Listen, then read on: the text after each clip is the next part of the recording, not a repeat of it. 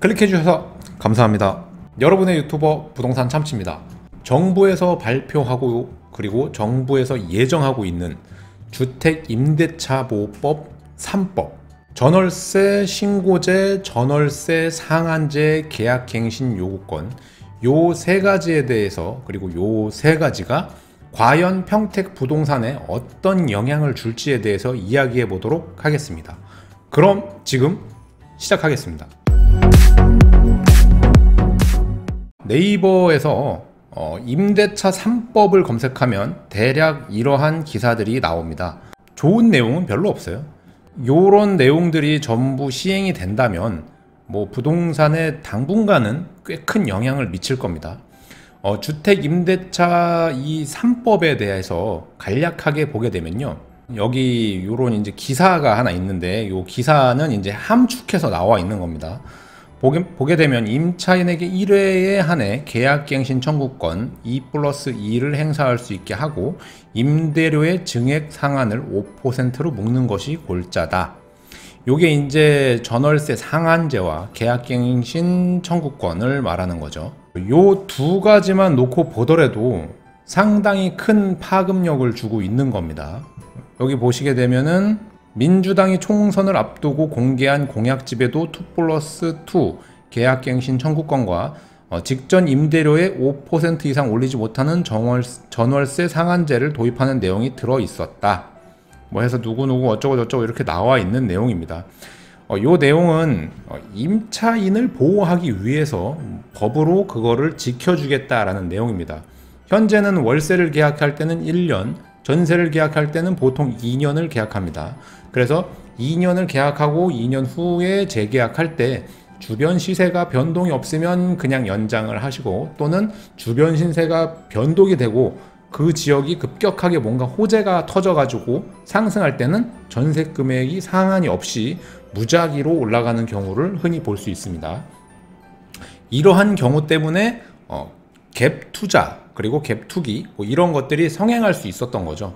예를 들어서 3억짜리 평택 집이 있는데 요게 2억의 전세가 나간다면 내 돈 1억만 필요하고, 심지어는 이게 2억 5천의 전세가 나가면 내 돈은 5천만 원만 있으면 그 집을 매수할 수 있습니다. 그리고 이 집이 1년이나 2년 그 사이에 한 1, 2천이 올랐다. 그러면 2천만 원이 오르면 세금 1천만 원 빼더라도 그냥 1천만 원의 불로소득이 생기는 거죠. 이런 식으로 해서 갭 투자 그리고 갭 투기 이런 것들이 많이 성행할 수 있었던 겁니다.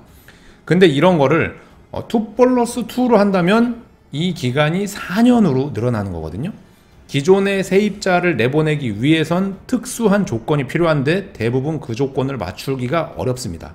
그러면 결국 기존 세입자가 한 번 더 연장해서 살겠다고 한다면 막을 수가 없는 거죠. 그래서 4년 있다가 한 번 전세 금액을 뭔가 이렇게 상한하거나 올릴 수 있을 텐데, 여기 보게 되면은 5% 상한을 뒀어요. 이거는 당초에는 1년에 한 번, 그러니까 연 5%인데 보통 전세 계약을 2년씩 하기 때문에 10%를 한 번에 올릴 수 있는 게 아니라 5%를 한 번 올릴 수 있는 겁니다. 2년 있다 5% 올리고, 그리고 또 2년 있다가 5%를 올릴 수 있는 거죠. 물론 전세 계약을 1년으로 한다고 해도 세입자에게 불리한 조항은 절대적으로 무효입니다. 그래서 세입자가 1년을 계약해 놓고 2년을 최소한 주장을 해도 임대인은 그거를 따로 이렇게 할 수가 없어요. 그걸 법정까지 가가지고 이러는 그 소송비가 더 들어갑니다. 그래서 일반적으로 2+2로 아마 계약을 하게 될 확률이 매우 높다 이렇게 생각이 됩니다. 근데 여기서 중요한 거는 전세를 놓게 되면 5%만 올릴 수 있다는 게 중요한 거예요. 주변의 매매 가격이 아무리 올라가도 전세 금액은 최초에 놨던 거에서 5% 올라간다는 거죠. 예를 들어서 2억의 집을 전세를 놨다면 2년 후에 5%만 올릴 수 있다라는 거는 1천만 원만 올릴 수 있는 거예요. 그러면은 2억 1천만 원이 되겠죠. 사실 이게 큰 의미가 없습니다. 1천만 원을 은행에다가 1년 동안 넣어놔 봐야 몇만 원? 줄려나요? 몇만 원도 안 주죠. 그거를 2년 넣어놓는다고 해서 무슨 의미가 있겠습니까? 지금 이자가 거의 없는데. 그러니 전세를 놔가지고 그 돈으로 뭔가 다른 투자도 하고 뭔가 내가 필요한데 뭔가 쓰려고 그리고 이런 갭 투자를 하기 위해서 전세입자의 돈으로 내가 그 돈을 뭐 융자처럼 끌어안고서 뭔가 이렇게 투자를 하는 방식들이 점차 쇠퇴해질 걸로 생각이 됩니다. 상식적으로 생각해 봤을 때 굳이 전세를 놓을 필요가 없어요. 전월세 상한제가 걸려버리면 내가 전세를 놓고 5% 이상 상한을 올릴 수가 없다면 전세를 놓을 필요가 없는 거죠. 그냥 월세를 놔야 되는 거죠. 월세를. 그 월세를 놓더라도 이게 5% 상한이 걸려버리면 뭐 예를 들어서 평택의 30평대 아파트가 2천에 70만 원, 80만 원입니다. 그러면은 높게 잡아도 80만 원이란 얘기인데 80만 원을 1년 있다가 5%를 올려봐야 4만 원 올라가는 겁니다. 근데 요것도 조심하셔야 되는 거예요.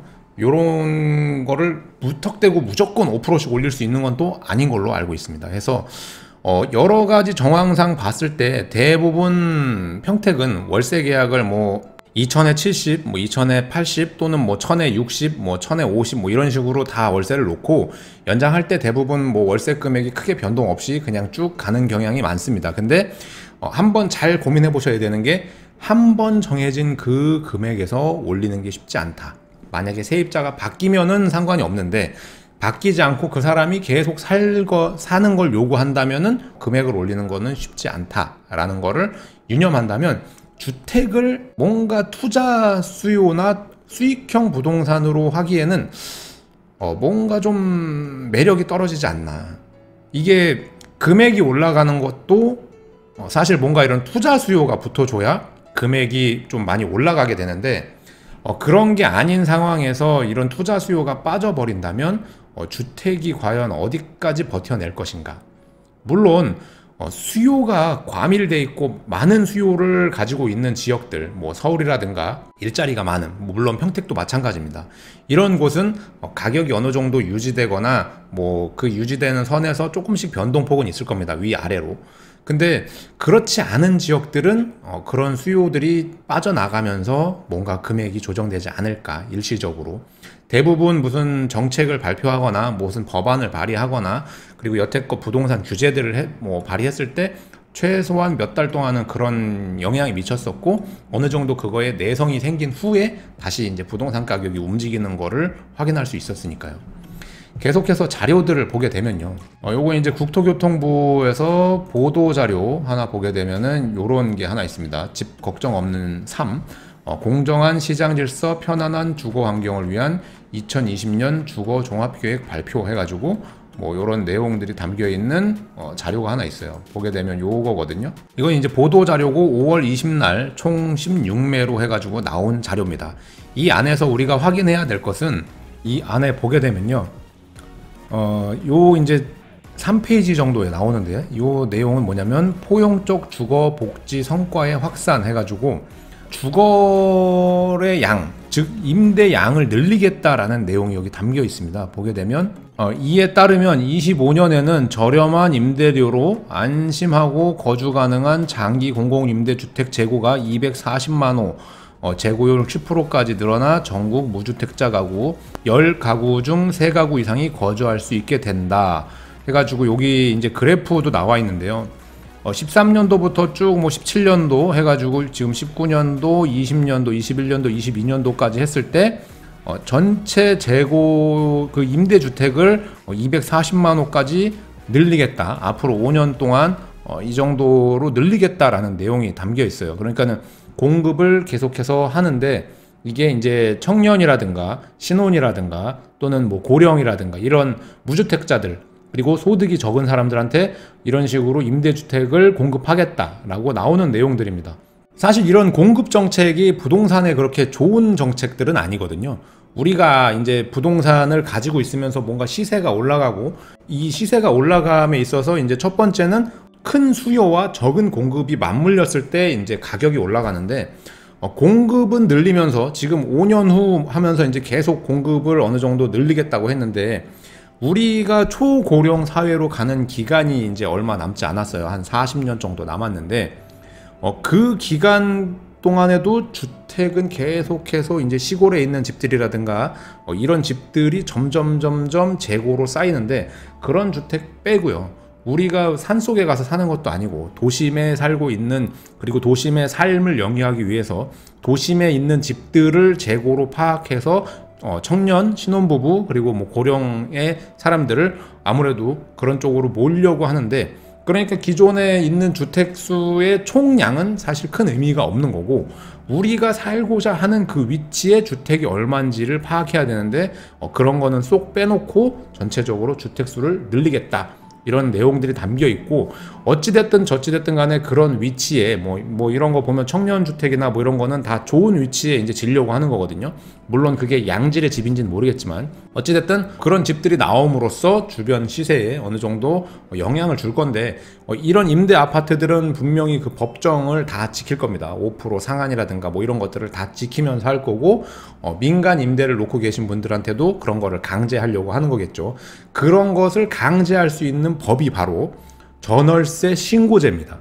요거는 똑같이 이제 국토교통부에서 나온 2019년도 주거 실태 조사 결과라는 건데, 요것도 이제 비율을 보게 되면요, 여기도 이제 같은 내용이 담겨 있습니다. 25년까지 240만 호를 늘리고 10가구 중 3가구 이상이 거주할 수 있게 할 계획이다 해서 같은 그래프가 들어가 있는 거를 확인할 수 있습니다. 나머지는 이제 여기 뭐 자가율이 높아지고, 그리고 자가 보유율도 이제 일정 부분 상승을 했다. 하지만 월 내가 주택으로 나가고 있는 지출 비용은 늘어났다라는 내용이 또 여기 담겨 있습니다. 월 나가는 지출 비용이 늘어갔다라는 거는 내가 소비가 그만큼 줄었다는 거고, 소비가 늘지 않으면 지금 이 바이러스 사태 때문에 가장 국가에서 우려하는 것 중에 하나가 바로 이 소비인데, 소비를 줄일 수 있는 원인 중에 하나가 바로 이 주택 가격이라는 거죠. 이 주택 가격을 잡기 위해서 각종 정책들을 쏟아내고 있으나, 우리가 불로소득, 즉 주택으로 뭔가를 창출하려고 하는 모든 거를 차단할 수는 없을 겁니다. 하지만 어찌됐든 주택의 불로소득을 어느 정도 뭐 법으로 규제를 하고 회수를 하고 뭔가 세금을 매기고 여러 가지를 지금 준비하고 있는 게 눈에 보입니다.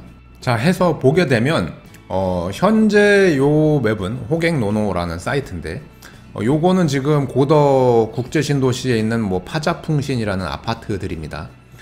제일 많이 보는 게 아무래도 요 파라곤인데, 여기 이제 최근 매매 가격을 보게 되면은 이제 급격히 상승했던 구간이 나옵니다. 기존 분양 가격에서 갑자기 한 1억 정도, 1억 이상, 2억 가까이 되는 금액이 뛰었는데, 이게 이제 실거래가 기준이거든요. 그래서 거래 건수는 얼마 안 되지만 금액이 갑자기 상승했다. 그리고 갑자기가 아니라 원래 여기가 1년 전매 제한이 풀리면서 그 안에 피가 뭐 한 1억 가까이 갔다가 다시 뭐 2천 가까이 떨어져고, 뭐 심지어는 1,000만 원까지 떨어졌었거든요, 피가. 그런 상황이 연출됐다가 지금 다시 올라간 거예요. 그리고 여기가 전월세를 보게 되면요, 네, 전월세는 네이버 부동산으로 보겠습니다. 전월세를 보게 되면 현재 평형에 따라 2억 6천에서 3억 5천까지 호가가 나와 있습니다. 여기 보게 되면은 84제곱미터가 2억 7천에서 3억까지 뭐 이렇게 다양하게 나와 있죠. 그리고 71제곱미터가 2억 6천, 뭐 2억 7천, 8천, 뭐 3억 5천, 큰 평수는 이런 식으로 전세가 형성이 돼 있는데, 매매가에 비해서는 전세가율이 높지가 않은 겁니다. 이걸 보게 되면.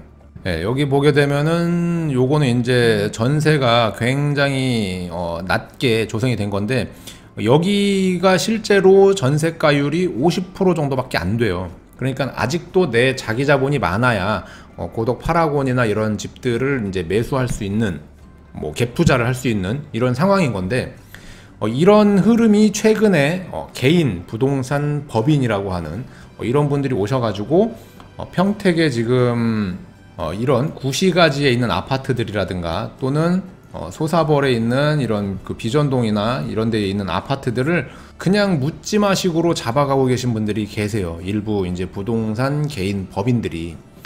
그런 분들로 인해서 이런 매매 가격이 올라가고 있거든요.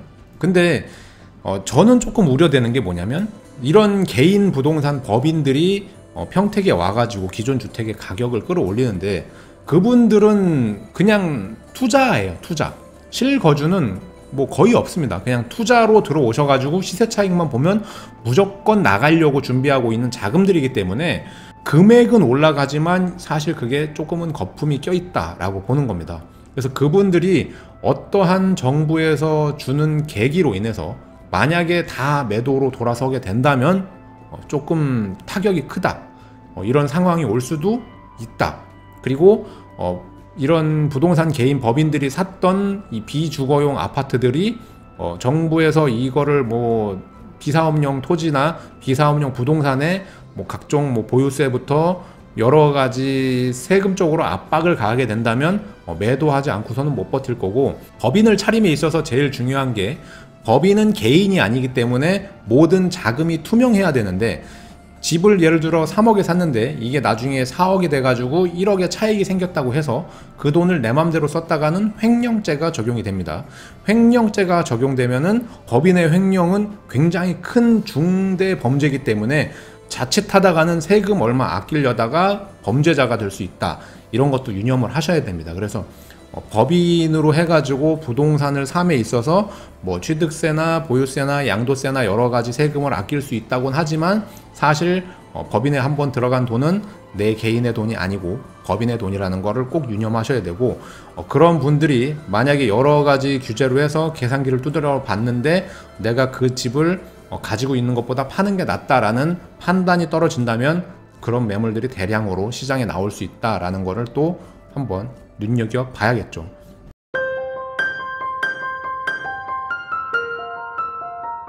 평택은 아직도 부동산이 부족합니다.